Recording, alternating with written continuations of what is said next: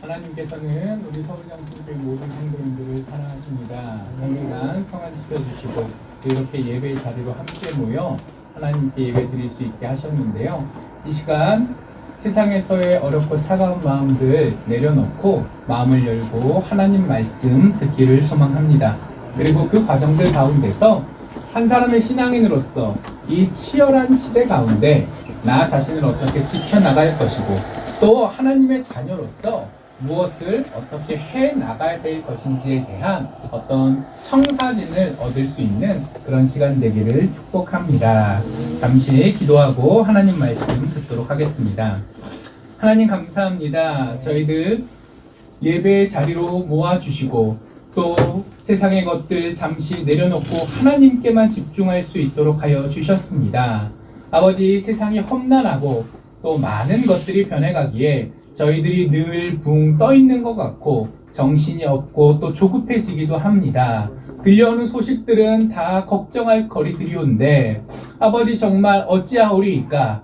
그러나 하나님께서 저희의 창조자이시오 또 섭리자이시오 또 구세주이심을 기억하는 가운데 이렇게 모였사오니 저희들에게 깨우침과 깊은 은혜를 더하여 주시옵소서. 감사드립니다. 이 모든 말씀 예수님 이름으로 기도합니다. 아멘. 너 자신을 알라. 아주 유명한 말이죠. 소크라테스가 했다라고 많이 이야기되고 있는 이 말은요. 사실은 소크라테스가 처음 한 말은 아니고 그 전부터 있었던 말이라고 합니다. 너 자신을 알라. 소크라테스가 언제 이 얘기한 것 같으세요? 살면서 맨날 입버릇처럼 했을까요? 플라톤이 소크라테스 제자가 플라톤인데요. 그 플라톤이 기록해 놓기로는 이 말은 소크라테스가 죽을 때쯤 그 사형 판결을 받았던 재판적 석상에서 한 말이래요. 나한테 막 이래라 넌 나쁜 놈이다 그러니까 죽어야 된다 막 이렇게 공격하는 사람들한테 너 자신을 알라. 지금 나한테 뭐라고 하기 전에 당신 스스로부터 과연 정의로웠는가? 그런 말을 할 자격이 있는가? 이 아테네 사회가 몰락해 가고 있는데 책임은 없는가? 반성해 보라는 의미로 그 말을 했고 그리고 그 결과 죽었습니다. 그 당시 아테네 사회가 망해가고 있었어요. 아테네가 우리가 기억하는 민주주의 있죠. 근데 그 민주주의가 잘 돌아간 게 50년이 채 되지 않습니다. 그러니까 처음에는 막 페르시아랑 싸워서 이기고 나라가 점점 강해지고 이제는 도시국가 하나가 아니라 그리스 온 땅을 다스리는 듯한 어떤 제국의 깃발을 높이 들었는데 이게 얼마 못 가고 나라 꼬락서니가 엉망진창이 됐단 말이에요. 자, 그러면 사람들이 어떻게 하려고 그러죠? 누구 때문에 이 상황이 벌어졌는지 남 탓을 하려고 합니다. 그리고 그 탓에 걸려든 사람 중에 한 명이 이 소크라테스였고 그리고 그래서 소크라테스는 나라가 이렇게 엉망이 되고 내가 이렇게 재판정에 끌려나와 억울하게 재판을 받으며 결국 사형 판결을 받게 되는 상황까지 되었지만 그 상황이 왜 이렇게 되었는지 자기 자신부터 돌아볼 수 있어야 그래야 내가 죽을 때 죽더라도 그 뒤에 내 나라, 내 조국, 내 사랑하는 형제 자매들은 또 한 시대를 향해서 나아갈 수 있을 것 아닌가. 정말 이 철학자가 애끓는 마음으로 마지막으로 남겼던 말들 중에 하나가 이거예요. 너 자신을 알라. 근데 듣는 사람들은 무지하게 기분이 나빴나 봐요. 너나 잘하세요. 아마 이 느낌으로 딱 들었던 것 같아요. 자, 아무튼 소크라테스가 이 말을 했고 그리고 그것이 그 당시에 소크라테스의 재판 결과를 바꾸지는 못했지만 역사 속에 두고두고 남아서 굳이 철학이나 그리스 역사에 관심이 없는 분들도 한두 번씩은 다 들어볼 만한 말이 되었어요. 너 자신을 알라. 자, 그리고 또 동양으로 돌아오면 옛날에 손자가 병법서를 쓰면서 이런 말을 했대죠. 지피지기면 백전불태다. 자, 나를 알아야 되고 그리고 상대방을 알아야 된다. 그리고 그 다음에야 싸워볼 수 있고 그 싸워서 크게 어려움을 겪지 않을 것이다. 백전백승은 아니지만 100번을 싸우더라도 망하는 일은 일어나지 않을 것이다 라는 얘기를 하면서 나를 아는 것, 더 나아가 사람을 아는 것에 대한 어떤 중요성을 강조했었어요. 자, 그러면 성경에서는 어떻게 할까요? 요한복음 오늘 우리 10장 함께 봉독했는데 2장 앞으로 가면 8장 32절에 이런 말씀이 있습니다. 진리를 알지니 진리가 너희를 자유롭게 하리라. 우리 예수님께서 친히 이런 말씀도 하셨어요. 자, 왜 이렇게 하나님을 알지 못하는 서양의 철학자도 나 자신을 알아야 된다라고 얘기를 했고, 똑같이 하나님을 잘 모르는 동양의 장군도 나를 아는 것이 내 인생에 있어서 내 삶에 있어서 중요하다라는 이야기를 하며, 또 우리 주님께서 친히 이 땅에 오셔서 그 주님의 입으로 진리를 알아야 한다라고 우리를 가르치셨을까요? 그만큼 나 자신, 그리고 조금 더 폭을 넓혀보면은 인간이란 존재에 대한 이해가 우리의 운명을 바꾸는 데 있어서 아주 중요한 것이기 때문일 것입니다. 그래서 성경은 여러 가지를 우리에게 가르쳐 주시지만 그 가운데 사람이란 어떤 존재인가에 대해서도 많이 이야기하시고, 또 그 사람이 하나님과 관계없는 존재로서의 뚝 떨어져 있는 존재가 아니라 하나님과의 관계를 가질 때만 제대로 된 사람이 될 수 있다라는 것도 말씀하세요.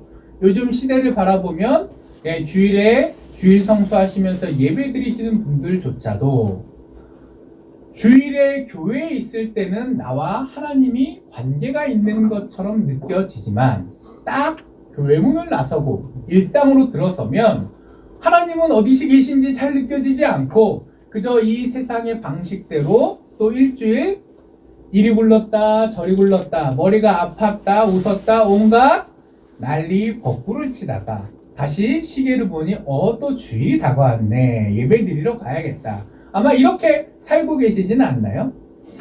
하나님과 때려야 뗄 수 없는 존재가 바로 우리이기에 우리는 내가 그것들을 느껴지던 느껴지지 않던 하나님의 존재 안에서 살고 있고, 그리고 그렇기에 하나님께서 어떤 분이시고 또 나를 어떻게 알뜰살뜰 살피고 계신지를 알아야 그 눈앞에 보이는 상황이 조금 어렵고 힘들지라도 내 뜻대로 내 바람대로 무언가 이루어지는 것 같지 않더라도 오늘 우리 함께 찬양했던 것처럼 정말 새처럼 날아가다 튀어나온 그물에 사로잡혀 생각하지 않는 절망적인 상황에 처하게 되더라도 그래도 하나님께서 나의 하나님이시오, 내 삶을 지탱하고 계신다라는 것을 믿으며 그 동아줄이라도 붙들고 버틸 수 있지 않겠습니까? 그래서 신앙생활에 있어서 안다라는 것, 이게 참 중요합니다. 그리고 이렇게 하나님에 대해서, 나에 대해서, 또 나를 향한 하나님의 뜻에 대해서 바로 아는 것이 중요하기 때문에 우리 예수님께서는 이 땅에 오셔서 여러 가지 일들을 하셨는데 그 중에 중요한 부분으로 가르침을 주셨어요.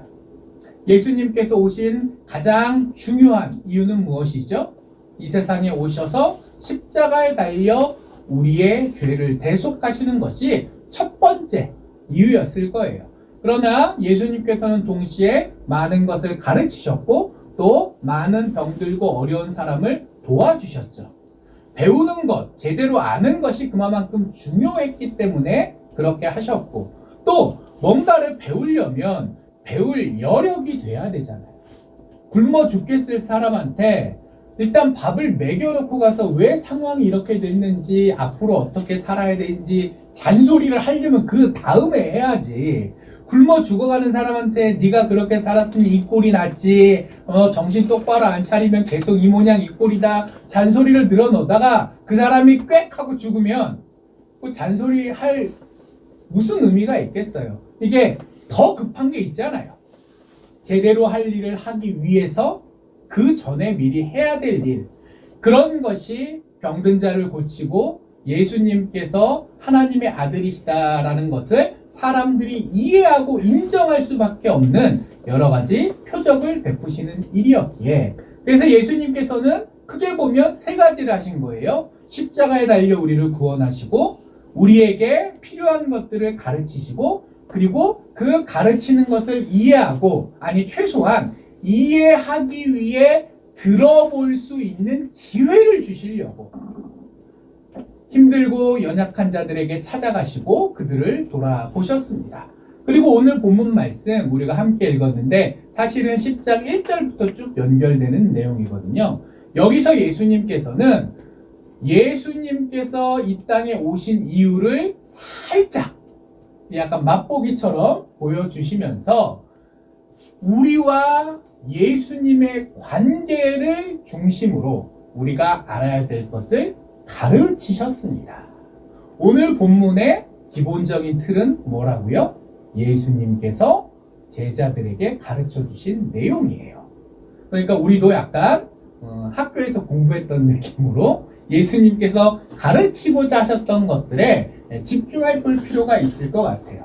자, 근데 문제는 그때 예수님을 따라다니던 제자들은 예수님께서 무엇인가를 가르쳐 주시면 그걸 찰떡같이 잘 이해하는 똑똑하고 또 열심 있는 제자들은 아니었던 것 같습니다. 성경에 보면 예수님의 제자들이 바보짓을 하는 경우가 참 많이 있어요. 예수님께서 이야기해 주셨는데 제대로 이해하지 못하는 경우도 많고, 예수님께서 계속 얘기해 오신 이 큰 틀이라는 게 있을 거잖아요. 그런데 그 큰 그림은 도무지 못 그리겠고 바로 지금 이 순간 그것도 나의 이득에 맞춰서 예수님의 말씀 뜻을 오해하는 경우들도 참 많이 있죠. 그래서 예수님께서 그 씨 뿌리는 비유 때처럼, 자, 말씀은 뿌려진 씨와 같으니 다 아시죠? 자, 어디는 좋은 목토에, 길가에, 돌밭에, 하나가 어디였죠? 가시덤불에. 감사합니다. 자, 이렇게 하나님께서 말씀을 주셔도 듣는 사람들의 마음의 상태에 따라서 결실이 다르게 맺힐 수 있다라는 얘기를 해주셨는데, 그 얘기를 딱 해주셨을 때 제자들이 못 알아들었었어요. 그래서 성경 본문을 보면은 그 얘기를 한번 하시고 그 다음에 제자들이 선생님 이거 뭔 소리예요? 라고 물으니까 이것들아, 이것도 모르면 어떻게 하니? 구박 한번 하신 다음에 쫙 앉혀놓고 설명을 해주셨던 구절이 나옵니다. 근데 오늘 본문의 상황도 그런 상황이에요. 1절부터 6절까지 예수님께서 먼저 이렇게 말씀을 하십니다. 자, 나는 양의 목자고, 그리고 너희들은 양이다. 그러니까 나는 누구인가에 대해서 힌트를 주시고, 너희는 누구인가에 대해서 힌트를 주시고, 그런데 그런 예수님과 너, 사람들이 나름의 관계를 갖고 있다라는 것을 가르쳐 주셔요. 자, 근데 목자, 그 당시 이스라엘 사람들 입장에서는 양을 치는 목자라는 건 익숙한 풍경이잖아요. 그러니까 양과 목자가 나오니까 그 비유에 담겨 있는 예수님께서 정말 하시고 싶은 말씀이 기억나는 게 아니라 뭐가 기억이 날까요? 우리 성도님들도 그러시죠? 설교 말씀 쭉 들으면 예화만 기억나는 경우 있지 않으세요? 약간 이런 상황이었던 것 같아요. 그치, 우리 집에 옛날에 양을 키웠는데 그 양은 나를 잘 알아봤지. 자, 이런 식으로 자기 주변에서 경험했던 것들 때문에 또 혹은 부족한 지식 때문에 이렇게 저렇게 예수님께서 하셨던 말의 뜻까지 다가가는 제자가 없는 거예요. 나는 양의 목자다. 자, 내가 너희를 돌보고 이끌고 가르치고 책임지고 그리고 사망의 권세로부터 너희를 지키기 위해 기꺼이 죽기까지 하겠다. 그게 나다. 그리고 너희는 양이다. 양이란 동물이 어떤 동물인지 아세요? 왜 꼭 사람을 일단 짐승에 비유하는 게 그게 일단 마음에 안 드신다는 분도 계시고, 또 하고 많은 짐승 중에 우리 입장에서는 익숙하지 않은 양, 왜 또 양이냐? 우리나라에서는 거의 볼 일이 없잖아요. 그냥 친숙한 강아지가 살짝 느낌이 안 좋다면은 소나 이렇게 다른 동물들도 있는데 왜 양이냐? 그건 여러 동물들이 나름의 개성이 있을 거잖아요. 그 중에 양이 이스라엘 사람들 입장에서는 늘 보던 거라 친숙하기도 하고, 그리고 친숙할 만큼 양이 어떤 특징을 가지고 있는지 상식적으로 잘 알고 있기도 하고, 그리고 그 양이 바로 너야! 라고 얘기했을 때 목축 문화권이 아닌 우리가 입장에선 이게 뭔 소리야? 라고 할 수 있지만 그 당대 사람들은 그렇지! 라고 할 수밖에 없는 특징이 있기 때문이에요. 자, 양은 먼저 눈이 안 좋습니다. 눈이 안 좋으니까 멀리 내다보면서 자기의 삶을 꾸려나갈 수 있겠어요? 바로 앞에 있는 풀만 먹으면서 살 수밖에 없겠어요. 눈이 안 좋으니까 풍경, 큰 그림, 여기로 나가면 1km 가면 낭떠러지가 있어서 위험하다. 자, 이런 거 파악이 안 되는 동물이에요. 인간이 그렇죠? 나름 큰 그림을 그리며 미래를 계획한다고 하지만 막상 살다 보면 오늘 하루하루 발등에 떨어진 일 처리하기도 급급하잖아요. 삼시세끼 먹고 사는 것도 급급하잖아요. 저희 어머니께서 이제 아버지 돌아가시고 혼자 계시는데 삼시세끼 식사 준비해서 드시는 것만도 바쁘다고 투덜투덜 거리실 때가 있는데, 근데 그게 또 사실이잖아요. 사람의 인생이라는 게 그렇게 항상 멋져 보이고 대단한 것만이 아니라 눈앞에 있는 풀을 뜯는 것만으로도 버거울 상황들이 얼마든지 있고, 그래서 양은 애초에 눈앞에 풀에만 집중하지 보이지도 않는 눈으로 멀리 계획을 짜고 생각을 할 가능성 자체가 없는 동물이에요. 인간은 훨씬 더 지혜롭지만 근본적으로 미래를 알 수 없기 때문에 나름 고민을 하고 계획을 짠다고 하지만 눈앞에 있는 상황에 전전긍긍할 수밖에 없는 것처럼 양도 그런 모습을 가지고 있습니다. 자, 그래서 양은 어떤 동물이죠? 오늘 일만 어떻게 할 수 있을 뿐 미래의 일을 책임질 능력이 없는 동물이에요.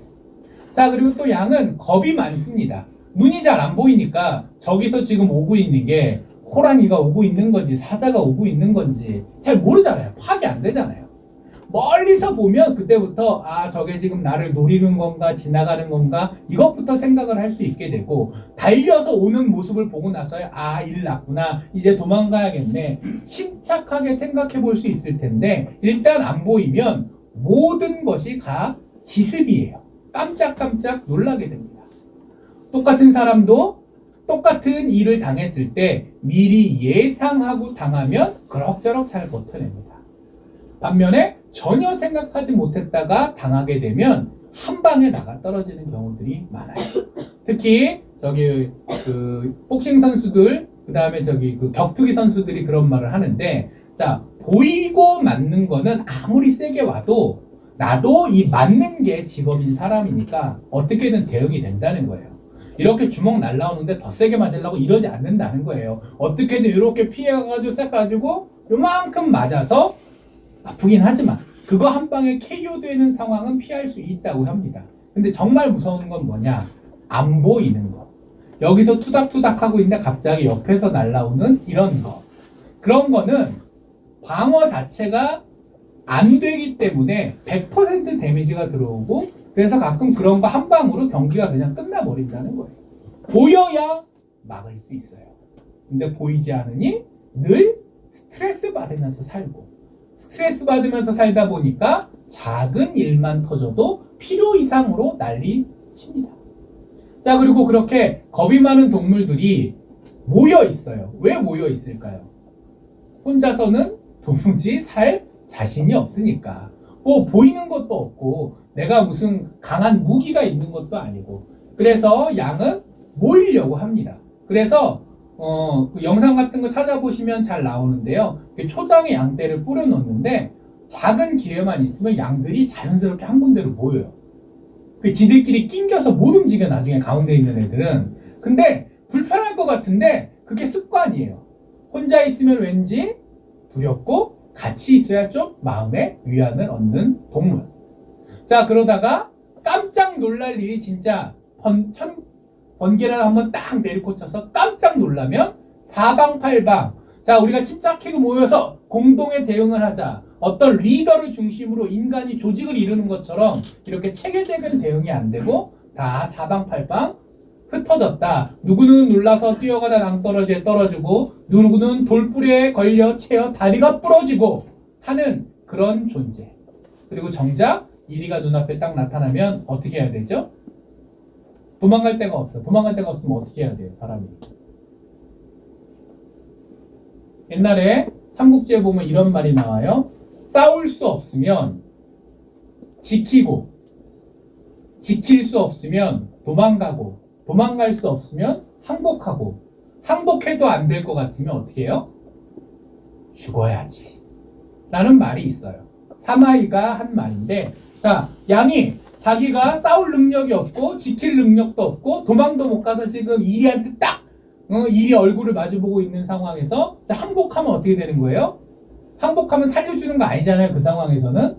어차피 죽을 거니까 이제 남는 건 방법이 뭐밖에 없는 거예요? 네, 죽게 되는 거예요. 그렇기 때문에 양의 삶이란 무슨 위험이 있는지도 잘 모르고 그래서 깜짝깜짝 놀라 뛰어만 다니다 결정적인 순간이 오면 제대로 싸워보지도 못하고 운명을 달리하는 그런 존재, 연약한 존재죠.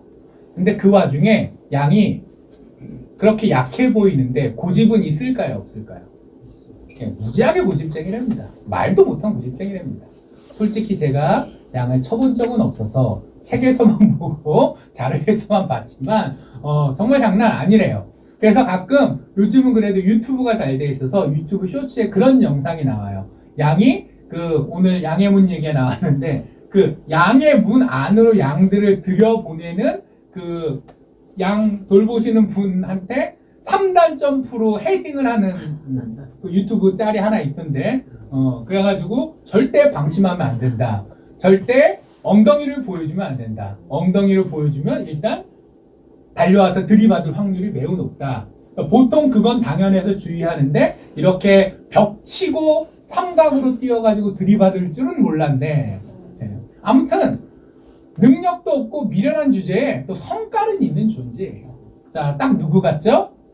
딱 사람 같아요. 딱 사람 같아요. 그 이스라엘 사회에 여러 동물들이 주변에 있었을 건데 그 중에 누가 제일 어떤 동물이 제일 사람 같은가 해보면 양이 딱 사람입니다. 그리고 우리는 이 얘기를 제가 구구절절히 지금 5분 정도 설명해 드려야 아 그런가 하시지만 이스라엘 사람들 앞에서 예수님께서 얘기하셨을 때는 자 내가 목자고 너희가 양이다. 우리가 양이라고? 그치 뭐 비슷하네. 이게 그냥 1초, 2초, 3초면 딱 접수가 되는 그런 상황이에요. 그래서 예수님께서는 듣는 사람들이 편안히 이해할 수 있도록 나름 배려를 해주셔서 나는 양의 목자고 너희는 양이다 라는 얘기를 하셨는데 그렇게까지 배려해 주시면서 가르쳐 주셨는데 어쨌든 결론은 잘 모르겠더라 인 겁니다. 자, 그래서 예수님께서 답답한 마음을 잠시 내려놓으시고 다시 설명해 주시기 시작했어요. 이게 처음 있는 일이라면 예수님께서 화를 내실 수도 있었을 상황일 텐데 성경 여기저기 보면은 그냥 제자들이 늘 그랬던 것 같아요.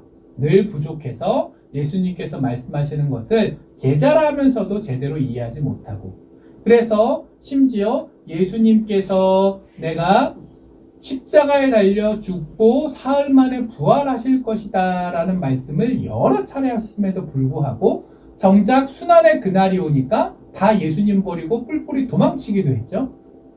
그리고 그 결과로 예수님의 부활의 첫 증인은 제자들이 되었나요? 여인들이 되었나요? 여인들이 됐어요. 그것만큼 그 당시 기준을 생각해 보면은 망신이 없습니다. 내가 그냥 예수님을 따라다니는 사람이 아니라 예수님의 제자. 그것도 예수님께서 12명만 딱 정해가지고 너네는 나의 기명제자. 근데 다른 사람들도 예수님을 따라다니면서 많이 예수님께 배웠단 말이에요. 근데 그거는 배우는 사람들. 그러니까 나름 그 예수님 커뮤니티에서 몇백 명, 한 500명 이상은 됐을 그 커뮤니티에서 그 넘버 2, 3, 4, 5 예수님 빼고 맨 윗사람들이잖아요. 근데 그 예수님께서 부활하셨던 그 결정적인 상황에 그 사람들은 어디 다락방에 처박혀서 벌벌벌벌 우리도 잡혀가면 어떠나 떨고 있는데 그 부활의 예수님을 처음으로 뵌 게 찾아간 게 여인들, 뵌 게 막달라 마리아. 자, 이런 상황까지 벌어질 정도로 예수님께서 쌓여있었던 게 많은 것 같아요. 정말 그래도 우직하게, 머리는 좋지 않지만 우직하게 그래도 열심히 했던 제자다. 그러면 제자 한 명의 막달라 마리아 뭐 이런 식으로라도 하셨을 수 있을 것 같은데, 예, 아무튼 여기까지는 그냥 가볍게 생각해 주시면 되겠고요. 중요한 건 예수님께서 가르쳐 주셨는데도 제자들로 선택된 사람들조차도 예수님께서 무슨 말씀을 하시는지 잘 이해하지 못하더라라는 겁니다. 자, 그렇다면 우리는 어떻습니까? 우리는 예수님의 제자들이 가지지 못했던 성경 말씀을 가지고 있습니다.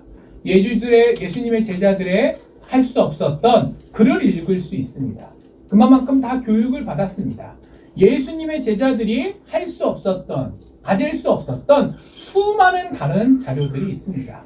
그렇지만 그럼에도 불구하고 예수님의 12 제자들이 오늘 이렇게 미련한 모습을 보이는 것보다 우리는 과연 더 나은 모습을 보이고 있나요? 여전히 이 시대에서도 예수님께서는 다양한 방법으로 우리들에게 말씀하십니다. 그리고 그 말씀 속에서 하나님이 어떤 분이신지, 그 하나님이 우리를 얼마나 사랑하시는지, 그리고 그 사랑으로 말미암아 우리가 이미 구원받은 존재인지를 말씀해 주시고, 그리고 그 다음에야, 자, 먼저 주시고 그 다음에 할 일을 나중에 가르쳐 주시죠. 이제 믿음으로 구원받은 하나님의 자녀로서 이 현실 가운데 무엇을 어떻게 해야 될 건가에 대한 구체적인 가르침까지도 주고 계시죠. 다 알고 계시잖아요. 예배 드려야 되고, 복음을 전해야 되고, 또 이것저것 필요한 부분들이 있으니 봉사도 해야 되고, 또 교회라는 것은 개개인의 모임이 개개인이 따로따로 떨어져 있는 것이 아니라 한 믿음의 공동체이기 때문에 친교도 해야 되고, 그리고 이 모든 것들을 잘 하려면 노하우가 필요할 거잖아요. 왜 하는지도 알아야 되고 어떻게 해야 잘 되는지도 알아야 되고, 그러니까 자연스럽게 교육도 필요하고, 교회가 전통적으로 2000년 동안 교회의 5가지 사명이라고 얘기했던 예배, 전도, 교육, 봉사, 친교, 이게 예수님께서 이런 거 해야 된다라고 이미 가르쳐 주셨고 우리가 그것들을 이미 해오고 있는 건데, 근데 막상 이거를 하는 게 맞는 건지 아닌 건지, 또 교회에서 늘 하던 거야 그냥 생각 없이 따라가면 되는데 밖에 나갔을 때 나는 과연 세상 사람들 앞에서 무엇을 해야 되는지, 우리 역시도 이 제자들만큼이나 분명 배웠고 분명 들었고 심지어는 분명 함께하며 경험까지 했음에도 불구하고 알쏭달쏭할 때가 참 많이 있지 않습니까? 그래서 예수님께서는 친절하게 다시 설명해 주세요. 얘들아, 잘 들어라. 잘 들어라. 내가 아까 했던 이야기, 그러나 너희가 이해하지 못했던 이야기를 내가 다시 차근차근 설명해 줄게. 자, 그래서 예수님께서는 앞서 말한 내가 목자고 너희가 양이다 라는 얘기를 2가지로 조금 분리해서 각각의 강조점들을 나누어 이해하실 수 있도록 배려하셨어요. 한 번에 되면 좋지만 안 되면 잘라서 한 토막씩이라도 가르쳐야 되니까요. 먼저 그래서 예수님께서는 7절에 이렇게 얘기하세요. 진실로 진실로 너희에게 말하노니 나는 양의 문이라 라고 얘기하십니다. 나는 양의 문. 목자까지는 사람이니까 내가 목자 같은 사람이었는데 양의 문은 사람도 아니잖아요. 이거 참 뭔 소린가 어릴 때 참 성경 읽으면서 고민했던 기억이 있습니다. 자, 근데 양의 문이 어떤 특징을 가지고 있는지를 생각하면 예수님의 말뜻을 조금 쉽게 이해하실 수 있어요. 자, 문이라는 거는 문이 있어야 되는 공간이 있기 때문에 문이 있는 겁니다. 아무 필요 없는데 문이 덩그러니 있는 경우는 없죠. 어딘가 공간이 있고 그 공간을 바깥과 안으로 구별해주는 벽으로 둘러싸여 있을 때 그 안과 밖을 통과할 수 있는 통로에 문이라는 걸 달잖아요. 그래서 문이라는 것은 기본적으로 안이 있고 밖이 있는 공간을 그 사이를 연결해주는 통로라는 특징을 가지고 있습니다.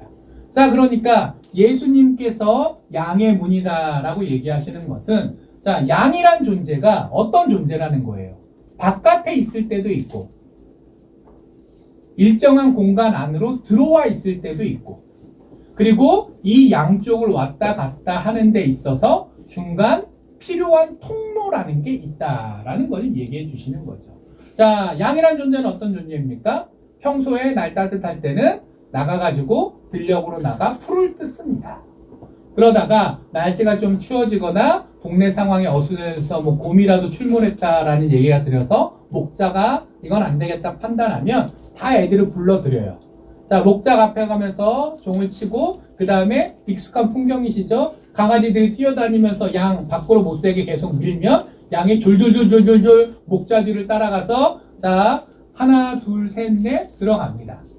그리고 양 문을 잘 다 통과하면 이제 어디로 도착하는 거예요? 편안한 보호의 장소. 조금 비좁을 수는 있지만, 그러나 외부의 침입으로부터 내가 철저하게 지켜질 수 있는 장소로 들어가는 거예요. 근데 반면에 그 안전한 장소에만 있으면 밥은 어떻게 되죠? 밥은 못 먹어요. 밥은 밥 먹으려면 나가야 돼. 자, 그렇기 때문에 많은 세상 사람들은 자기가 생각하는 예수님을 이런 식으로 생각할 수 있어요. 자, 모든 것을 다 우리에게 주시면서 우리가 이 울타리 안에, 문을 벗어날 일 없이 울타리 안에서만 살 수 있게 해주시는 분. 비슷한 바람을 갖고 계신 분 많으시지 않습니까? 내가 별달리 노력하지 않아도 아무도 나를 괴롭히지 않고, 먹고 사는데 아무 문제도 없고, 또 사회적으로도 인정도 받고 싶고, 나는 아무것도 하지 않지만 은혜로 다 잘 되는 상태. 사실 저도 그렇고 모든 성도님들이 그런 바람을 갖고 있을 거예요. 자, 근데 우리의 현실은 어떻다는 거죠? 그런 예수님께서 지켜주시는 그 구원된 상태, 그 보호된 상태도 살아야 되지만, 반면에 문을 열고 어디로 가야 된다는 거예요? 세상으로 가서, 자, 일을 해야 된다는 거예요. 양 입장에서는 풀을 먹는 게 일을 하는 거잖아요. 더 정확히 말하면 풀을 먹어서 양털을 키우는 게, 그게 양이 하는 일이잖아요. 결국 양이라는 거는 그 양털, 덩치가 커지면서 털도 같이 자라고 그 털을 잘라서 그 털이 생산품이 되는 거니까.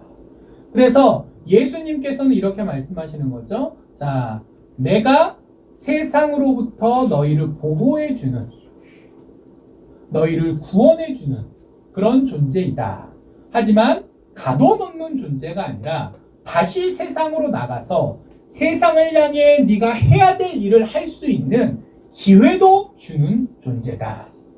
세상에 버려놓거나 안전을 이유로 가둬놓거나 하는 것이 아니라 그 두 가지 측면 모두를 이해해 주시고 그 과정 가운데 우리가 행복을 누리며 본분에 합당한 삶을 살 수 있도록 해주는 존재. 그 가능성을 보여주는 존재. 그게 바로 양의 문이다 라는 거죠. 그리고 양이 그 문을 통해서 왔다 갔다 할 때만 비로소 제대로 된 양생을 살 수 있는 거예요. 문을 통해 나가야 제대로 밥을 먹고 일을 할 수 있는 거고, 문을 통해 들어와야 제대로 평안과 안식을 누릴 수 있는 거니까요. 자, 근데 울타리라는 거는 꼭 넘어오는 놈이 있어요. 양은 못 넘어가게 만들지만 사람은 사다리를 대든 무슨 짓을 하든 간에 들어올 수 있게 되죠.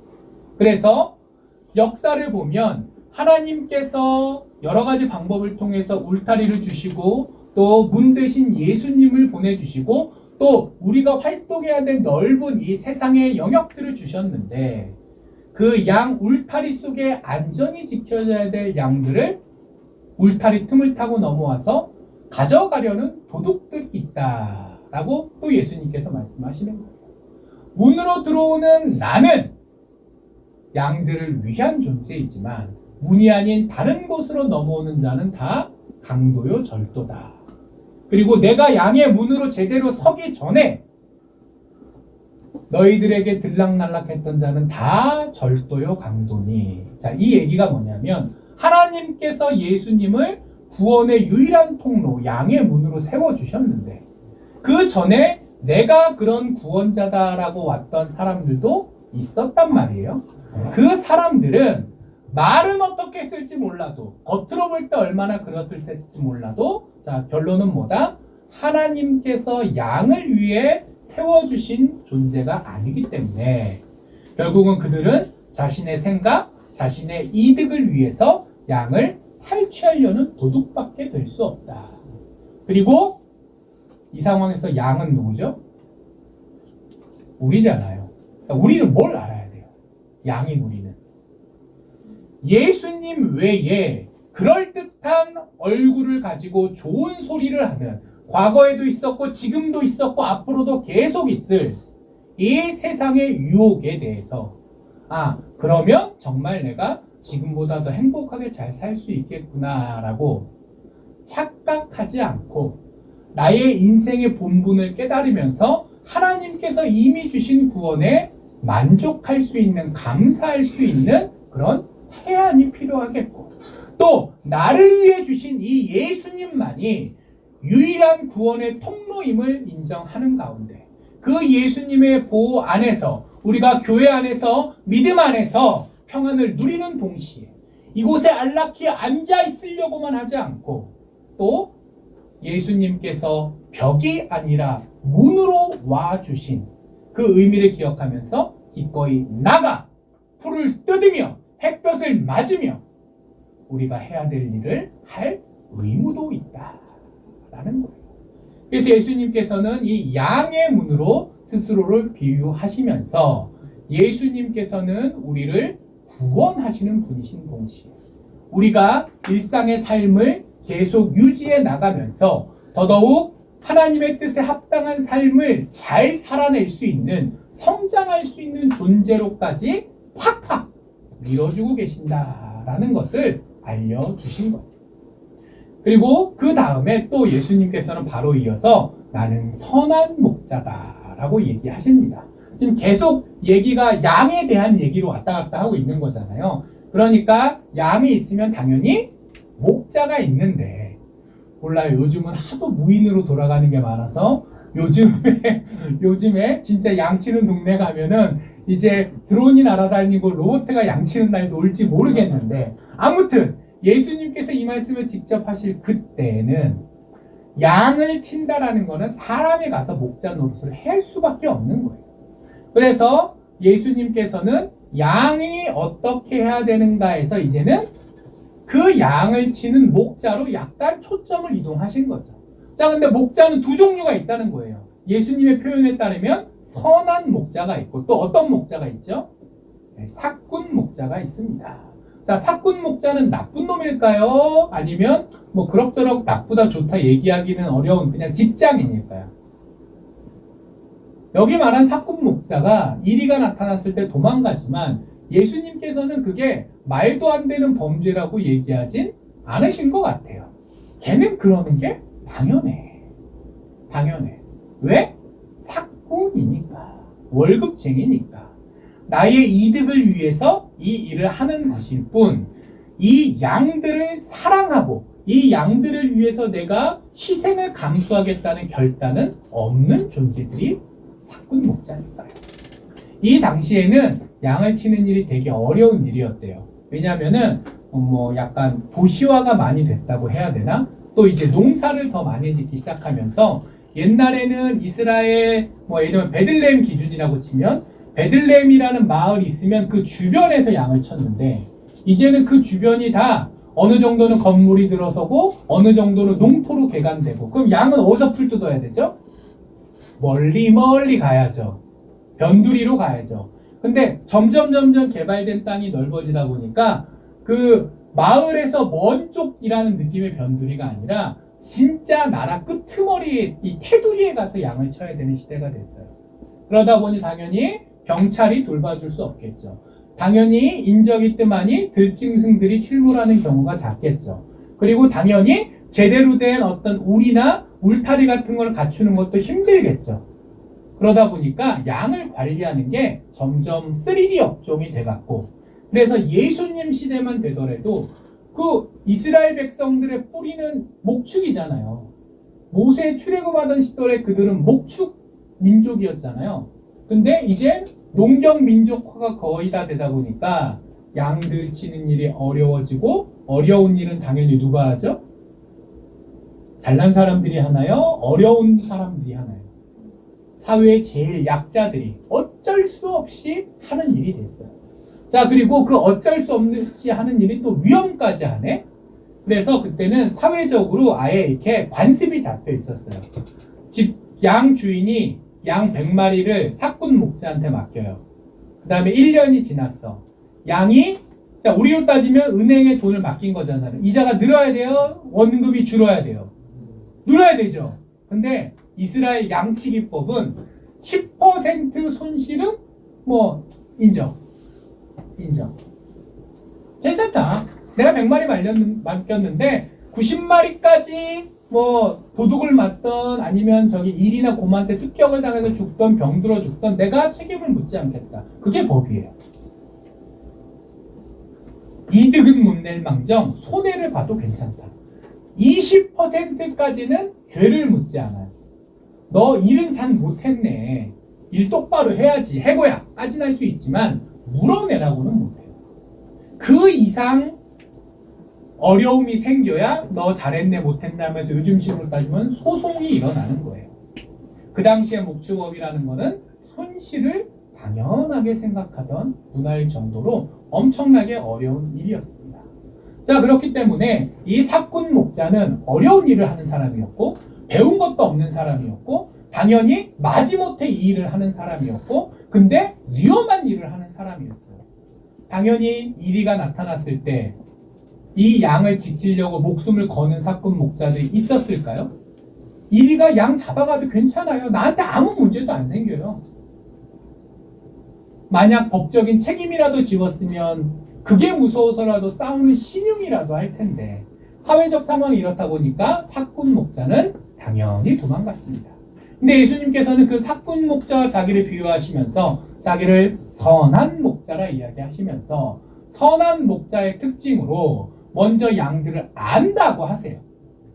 양이 100마리가 있으면 그 100마리가 숫자 100이 아니라 정말 갑동이, 을순이, 길순이 하나 이름이 다 붙여놓고 그 이름을 다 기억하고 이 양이 지나가면 우리 눈엔 다 똑같이 보이는 양이지만 주인 되신 예수님께는 다 이 양이 어떤 양인지 파악이 되신다는 거죠. 이 안다라는 의미는 단순히 이름을 정해줬다, 관심이 있다. 그 이름을 안다, 이 양들의 각각의 개성을 안다. 수준을 넘어서서 그 양에 대해서 지극히 관심을 가지고 사랑한다는 걸 표현해 주신 거죠. 보통 양을 한두 마리 치면 애완양을 치면 모르겠지만 100마리, 1000마리를 치는 상황에서 여기 목에다가 고신의 양 1, 2, 3, 4 이렇게 태그를 붙이지 거기에 이름을 다 써주지 않는단 말이에요. 그만큼 선한 목자는 한 양에게 관심을 가지고 그를 알뜰히 보살피고자 노력하는 분이시다. 그게 안이라는 측면에서 강조되는 거예요. 근데 거기까지는 좋은 목자 맞아. 근데 진짜 선한 목자가 삭군 목자와 구별되는 지점은 어디냐? 예수님께서 말씀하시기로는 이리가 왔을 때 선한 목자는 죽을 각오를 하고 양을 지키기 위해서 싸우지만 삭군 목자는 도망간다라는 거죠. 그리고 이 싸운다라는 것을 조금 더 깊이 생각해 보면 이길 수 있는 싸움이 있고 이길 수 없는 싸움이 있어요. 다윗이 10대 때 양치고 있으면 사자도 나왔고 곰도 나왔고 이리도 나왔고 왔는데 내가 이걸로 다 돌려가지고 딱딱 맞춰가지고 양들을 다 지켜냈습니다. 이런 얘기를 사울왕 앞에서 하는 장면이 있잖아요. 자, 근데 사자 한 마리, 곰 한 마리니까 그게 됐지. 곰 30마리가 쳐들어왔으면 다윗이 혼자 그거 할 수 있었을까요? 없었을까요? 목자가 양을 지키는 상황에서 위험하지만 그래도 내가 해볼 수 있는 정도의 위험이라는 게 있고 이건 도무지 답이 안 나오는 상황이라는 것도 있을 거잖아요. 근데 예수님께서는 어떤 정도로 얘기하세요? 내가 최대한 노력은 해볼게. 내가 할 수 있으면 할게가 아니라 내 목숨을 버리더라도 양을 위해서 끝까지 그 모든 것들을 감당하시고 희생하시겠다라는 이야기까지 하십니다. 자, 선한 목자는 어떤 분이에요? 우리에게 관심이 있는 분이에요. 우리를 아시는 분이에요. 우리를 사랑하는 분이에요. 우리를 위해 위험도 기꺼이 감수하시는 분이에요. 그리고 이 모든 것에 더해져서 우리를 위해 죽으실 수 있는 분이에요. 자, 예수님께서 이 목자 이야기를 하시는 통해서 양을 어떻게 잘 다스리냐 아니냐라는 측면이 아니라 내가 너희를 사랑하기 때문에 이 땅에 왔고 너희를 위해 사망 권세와 기꺼이 맞서 싸워 너희를 구원하리라 라는 이야기를 이 선한 목자 이야기를 통해서 말씀하시는 거죠. 자, 그리고 그 다음에 또 이런 얘기를 하세요. 16절에 보면 자, 근데 지금 내 양은 나의 양이기 때문에 나의 사랑을 받고 내가 이들을 지키고 구원할 것이지만 내 양이 아닌 양들이 아직도 바깥에 많이 있더라. 그래서 내가 이 땅에 왔고 십자가에서 죽고 부활하사 인류를 구원하실 그 축복의 통로를 열어주신다는 그 복음이 지금 이 이야기를 듣고 있는 제자들, 그때 제자들이 그 옆에 듣고 있었을 거잖아요. 너희들한테만 주어진 것이 아니라 모든 인류에게 주어진 것이기에 너희들은 그것을 전해야 한다 라는 얘기까지도 하시는 거죠. 자, 이제 다시 양으로 포인트가 돌아온 거예요. 자, 양, 은혜만 받으면 되는 거예요? 아니라는 거죠. 할 일이 있다는 거죠. 초장에 나가서 풀을 뜯는 그런 종류의 할 일이 있고 또 예수님께서 선한 목자시라 그분에게서만 구원을 얻을 수 있다. 그분은 나를 위해 죽으실 수 있는 분이시다라는 그 사랑과 은혜의 소식을 전할 책임까지 나의 하루의 소소한 일상을 지탱하는 것을 넘어 더 바깥으로 적극적으로 해야 될 그리스도인의 책임이 있다라는 얘기까지 이야기하십니다. 자, 그리고 이것까지도 친절하게 잘 가르쳐 주시는 건데 이 얘기를 듣고 있다 보면 꼭 가론 유다 같은 친구는 이런 생각이 들 거예요. 그래서 선한 목자 같은 예수님이 선한 목자 노릇을 하다가 돌아가시면 그 다음에 우리는? 그런 생각 안 드세요? 어떤 영화를 볼 때 이렇게 히어로가 끝까지 싸워가지고 피 딱 흘리면서 지구를 지켜냈어요. 자, 근데 마지막에 지켜낸 것까지 성공하고 자기는 꽤 죽었어. 꽤 죽었는데 저 멀리서 2차 공격대가 오고 있어요. 자, 그러면 2차 공격대는 누가 막죠? 이미 죽었는데? 어려운 거잖아요. 사람들은 또 걱정하잖아요. 지금의 위기만 해결되는 것이 아니라 이거는 예수님이 십자가에 돌아가셔서 막아주시더라도 그 다음에 내 인생에 계속 문제가 생길 건데 이건 도대체 어떻게 하라는 말이시죠? 차라리 돌아가시지 않고 계속 우리와 함께 계시면서 우리를 계속 지켜주시면 안 될까요? 선한 목자라는 그 개념을 양들을 위해 죽으시는 것이 아니라 양들을 위해서 오래오래 살아 그 힘으로 보호해 주시기 위해 저기 약한 양 하나 둘 던져주면서 그냥 사시면 안 될까요? 라는 생각하는 사람도 있을 수 있다는 거예요. 그래서 예수님께서 마지막까지 얘기하십니다. 근데 내가 양들을 위해 죽으려는 거는 그저 죽고 끝나려는 게 아니라 어떻게 생각하면 이게 도망일 수 있어요. 장렬하게 전사하는 후대 사람들의 귀감이 되고 나는 이 지긋지긋한 일을 해서 탈출한다. 왜 전쟁터에서 용감하게 최후의 1인으로 싸우는 사람들이 그렇게 많이 나오는 줄 아세요? 계속 살아남아 싸우는 게 더 힘들기 때문이에요. 도망가는 사람이 욕할 게 아니라 때에 따라서는 도망가는 사람이 더 힘든 결단을 하는 겁니다. 제가 옛날에 미스터 선샤인이라는 드라마 얘기 잠깐 했는데 자, 그 주인공 고해신이라는 캐릭터를 만주로 탈출시키기 위해서 그 고해신을 사랑했던 모든 남자들이 다 죽어요. 자, 근데 고생은 그때 탈출시키느라 이 조선 땅에서 죽었던 3명의 남자들이 더 고생했을까요? 만주로 탈출해서 이제 독립군, 광복군 사역을 계속 해갔을, 물론 픽션이지만 탈출해서 계속 일을 해야 되는 그 고해신이라는 캐릭터가 더 힘든 삶을 살았을 거예요. 때로는 죽는 게 더 편한 선택일 수 있어요. 근데 예수님께서는 아니다. 나는 그렇게 사라지지 않는다. 내가 죽는 것은 다시 그 생명을 찾기 위함이니 찾을 수 있다는 거죠. 그리고 애초에 내 생명을 잃는 것도 내가 힘이 없어서 당하는 것이 아니라 다 이 선한 목자 노릇을 하기 위해 내가 선택한 것이니 너희는 내가 너희를 구원하고 사라져서 너희를 다시 세상 가운데 내던져둘 것이라는 염려를 하지 마라 이야기하십니다. 자, 그것이 예수님께서 우리에게 보여주시는 절절한 마음입니다. 예수님께서 하나님의 뜻으로 이 땅에 오셨습니다. 오셔서 우리를 구원하시되 또 세상으로부터 격리되는 것이 아니라 세상에 나가서 인간다운 삶을 살 수 있는 기회까지도 보장해 주셨어요. 그 가운데 이를 해보지 하려는 수많은 시도와 노력들이 있었지만 예수님께서 그것들을 지키고 계시고 가장 무서운 도전이라고 할 수 있는 사망의 권세로부터 우리를 지키시기 위해 기꺼이 죽기까지 하셨습니다.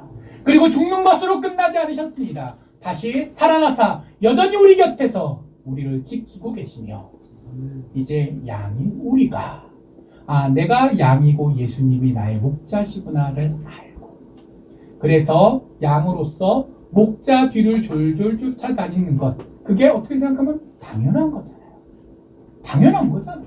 자존심 상하는 일이 아니라 당연한 거잖아요.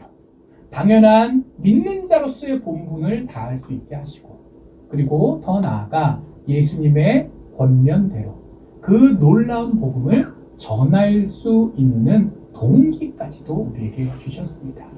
양인 우리는 이 예수님의 가르침을 기억할 수 있어야 될 줄 믿습니다.